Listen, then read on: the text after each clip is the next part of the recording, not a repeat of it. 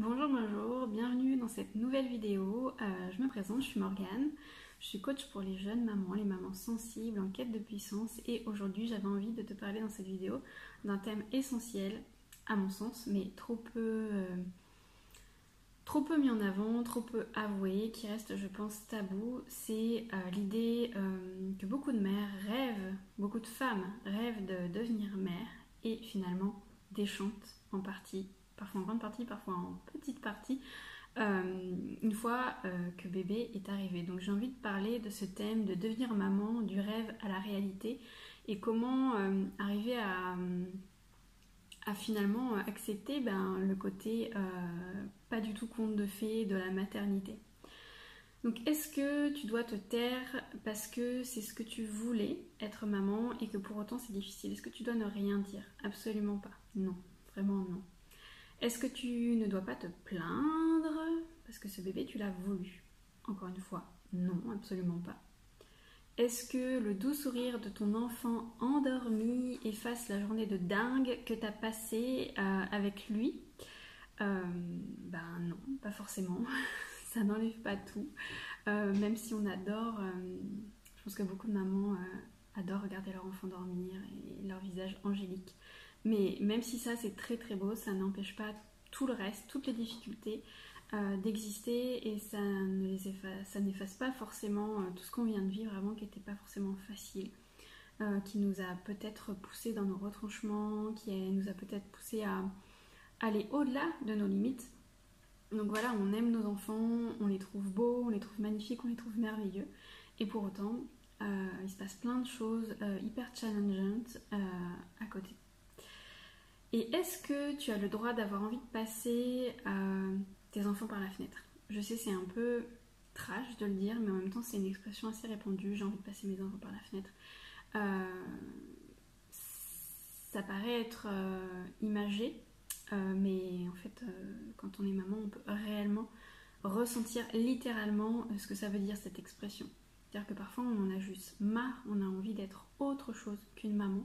Et oui, moi j'ai envie de dire oui, tu as le droit de penser que tu as envie de passer tes enfants par la fenêtre parce que des fois il y en a juste ras-le-bol, il y en a juste marre, on est juste au bout du bout et on voudrait juste se reposer, on voudrait juste ne plus avoir ses enfants à leur subvenir, à répondre à leurs besoins, on a juste besoin de faire pause. Donc oui, tu as le droit de penser ça, même si ça semble quelque part atroce. Non, on n'a pas le droit de penser ça. Si, on a le droit de le penser. On n'a pas le droit de le faire, mais on a le droit de le penser. Donc ces mots, ils te semblent peut-être forts, et je comprends. Pendant longtemps, je me suis pas autorisée à les dire. Mais en fait, en vivant une descente aux enfers à travers mon burn-out maternel et professionnel, en voyant toutes ces autres mamans qui pleuraient derrière leur sourire de façade, je me suis autorisée à le dire haut et fort, en fait ce que les autres ne veulent pas entendre, ce qu'on ne peut pas toujours entendre de la part des autres. Beaucoup de notre entourage ne veut pas entendre que c'est difficile d'être maman, même nos propres mères, nos propres grand-mères, hein. Elles ne veulent pas forcément entendre que ça peut être difficile. Mais ça n'a rien à voir avec le fait que nous, on ose le dire, ça a à faire avec ce qu'elles ne se sont pas autorisées, elles, l'aide qu'elles n'ont pas potentiellement reçue, etc. Donc vraiment, je crois que c'est même un cadeau pour elles que de dire aujourd'hui, bah si c'est difficile, parce que c'est aussi reconnaître les difficultés qu'elles ont traversées, même si elles ne veulent pas se l'avouer. Donc la réalité d'une maman, c'est loin d'être tout rose. Mais bien sûr, il y a du rose, hein, on est d'accord. Il y a plein de roses dans une vie de maman, parfois parsemées, parfois dégradées, parfois très concentrées, rose fuchsia Barbie là, qui pète, ça arrive, hein, et c'est génial. Mais il y a aussi plein d'autres couleurs dans la vie d'une maman. Il y a le rouge de la colère contre soi-même, de ne pas y arriver, contre lui, de ne pas être l'enfant dont on a tant rêvé, de ne pas correspondre à ce qu'on aurait aimé comme idéal. Il y a aussi la colère contre la société qui ne t'avait pas prévenu que ça allait être comme ça, qui n'a pas mis en place les choses pour te faciliter la tâche, etc. Il y a aussi le rouge du sang qui coule encore entre tes jambes après des semaines et des semaines de ton accouchement parce que bah oui, ça prend du temps.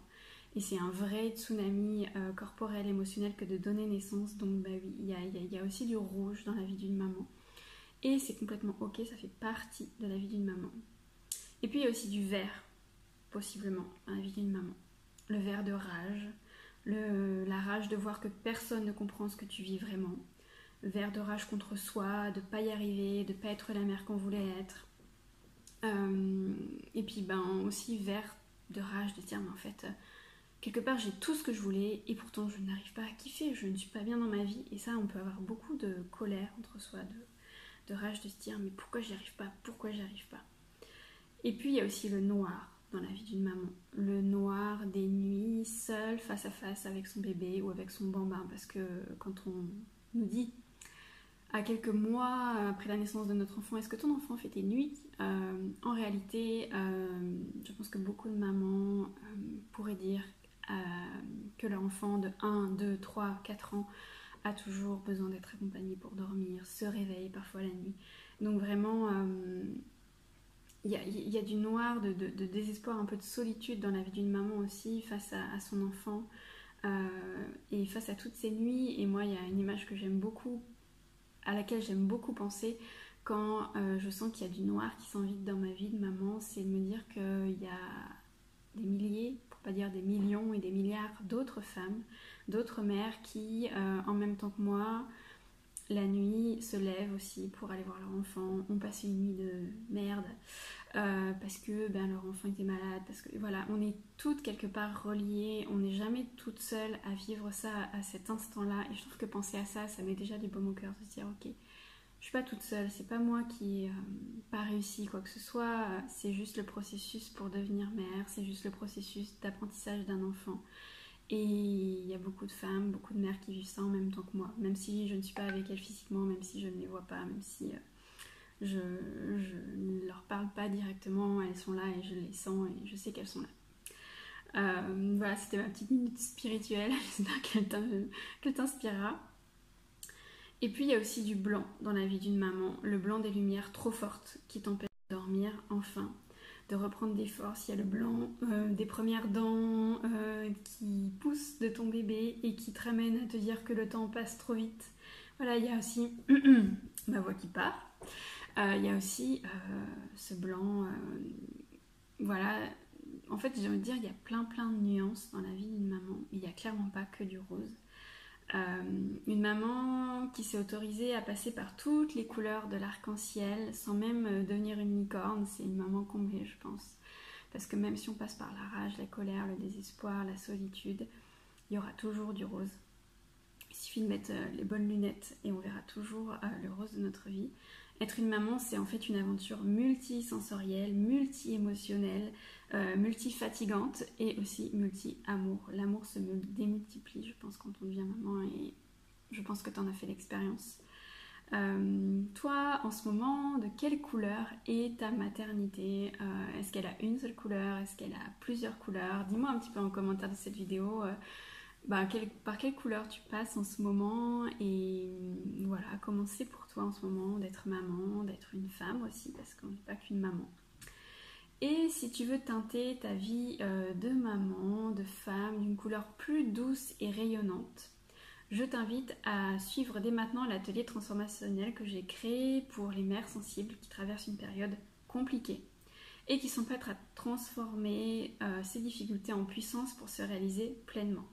Il te suffit de cliquer sur le lien juste en dessous de cette vidéo ou d'aller en bio si tu es sur Instagram pour en profiter et commencer à avancer vers ta vie en rose, de plus en plus rose, parce que oui, c'est possible de mettre encore plus de rose, de peindre, de colorer sa vie avec encore plus de rose.